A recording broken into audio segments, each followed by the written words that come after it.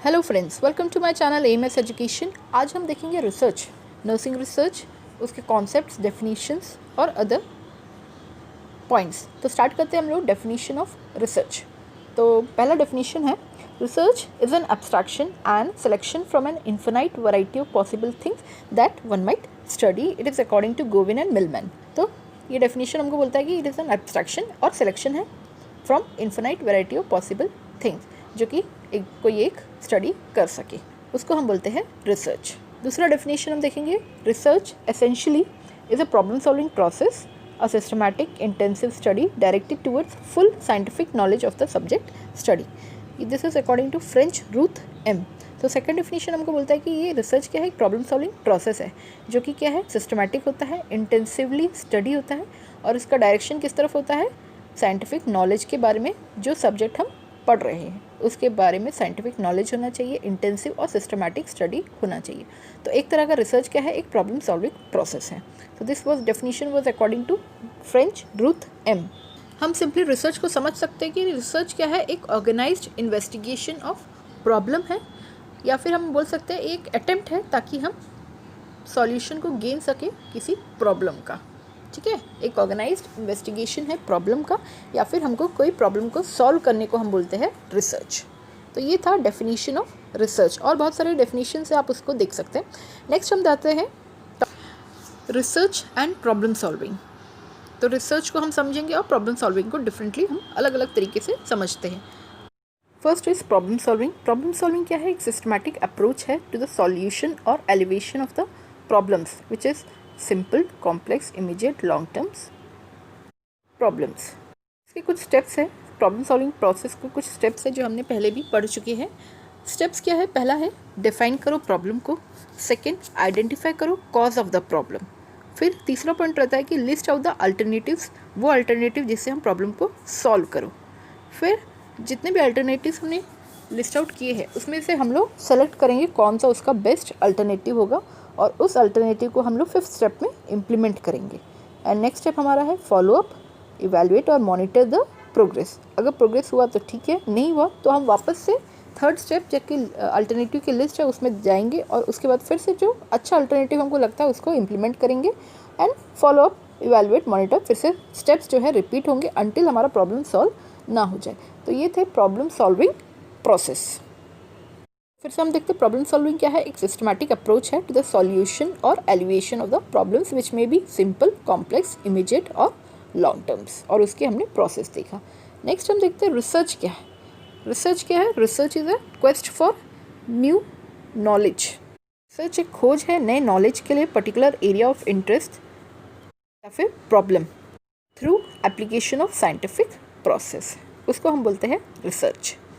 तो हम जैसा कि जानते हैं कि रिसर्च जो है एक साइंटिफिक प्रोसेस है और प्रॉब्लम सॉल्विंग एक डिफरेंट प्रोसेस है जिसमें साइंटिफिक की ज़रूरत नहीं पड़ती। तो हम रिसर्च का प्रोसेस देखेंगे, इसके स्टेप्स हैं।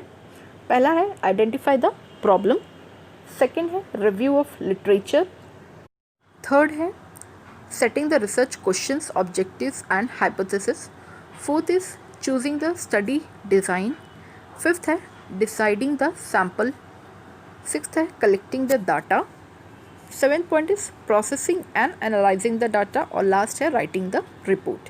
तो ये हमारे रिसर्च प्रोसेस के 8 स्टेप्स जिसे हम डिटेल में नेक्स्ट पार्ट ऑफ वीडियो देखेंगे। तो ये थे हमारे प्रॉब्लम सॉल्विंग और रिसर्च, रिसर्च के डेफिनेशन और रिसर्च का एक कॉन्सेप्ट हमने इन जनरल हमको जो नॉलेज चाहिए था।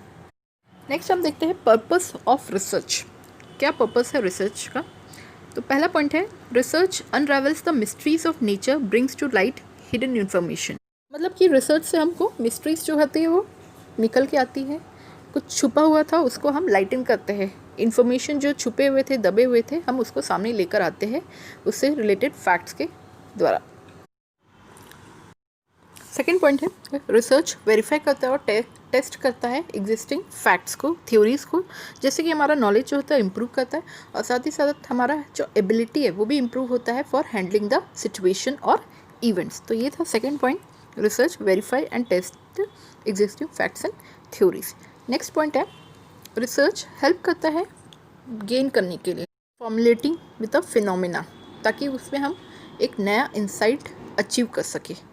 किसी भी थ्योरी या फिनोमिना को नए इंसाइट में अचीव करने को हम बोलते हैं एक्सप्लोरेटरी स्टडीज़, जो होता है किसके थ्रू? रिसर्च के थ्रू। इसलिए कहा गया research helps to gain formulating with a phenomena और to achieve a new insight into the theory of facts phenomena, उसे हम बोलते हैं एक्सप्लोरेटरी स्टडीज़। थर्ड पॉइंट है हमारा, रिसर्च हेल्प करता है किसी भी इंडिविजुअल सिचुएशन और ग्रुप के कैरेक्टरिस्टिक्स को पोर्ट्रे करने के लिए, एक्यूरेटली पोर्ट्रे करने के लिए रिसर्च हेल्प करता है। नेक्स्ट पॉइंट है हमारा, रिसर्च हेल्प करता है कि कोई भी चीज़ हो रही है, कितने बार हो रही है और उससे क्या क्या एसोसिएटेड है, उसकी फ्रिक्वेंसी को बताने के लिए रिसर्च हेल्प करता है।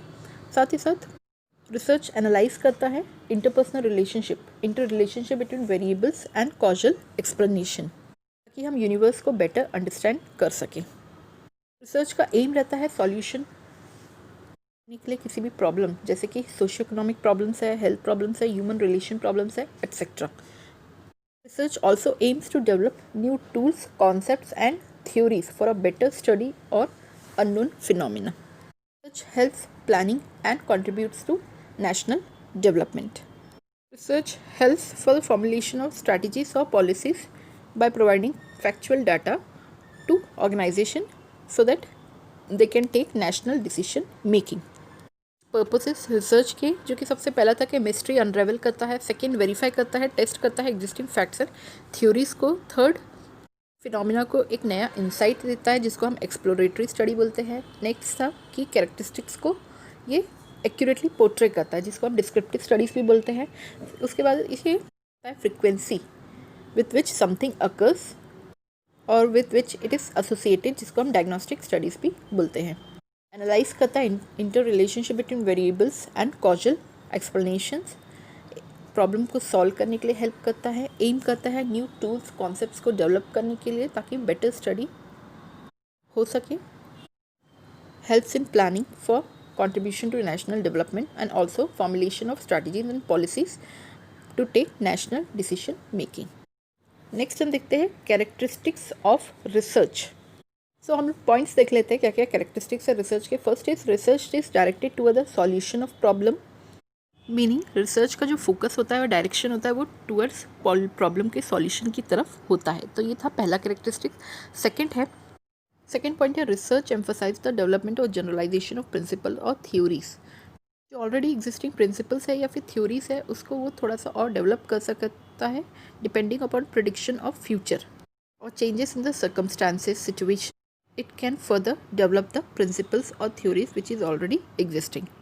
थर्ड है research demands accurate observation and description. Research के लिए क्वांटिटेटिव मेजरिंग डिवाइस का यूज़ किया जाता है ताकि जो हमारा डिस्क्रिप्शन हो बहुत ही प्रिसाइज हो, एक्यूरेट हो। इसलिए थर्ड कैरेक्टरिस्टिक्स है हमारा research demands accurate observation and description. Next point है रिसर्च केयरफुली डिज़ाइन। इसका जो डिज़ाइन है वो केयरफुली किया जाता है ताकि उसको अच्छे से एनालाइज कर सके। नेक्स्ट है रिसर्च रिक्वायर एक्सपर्टाइज।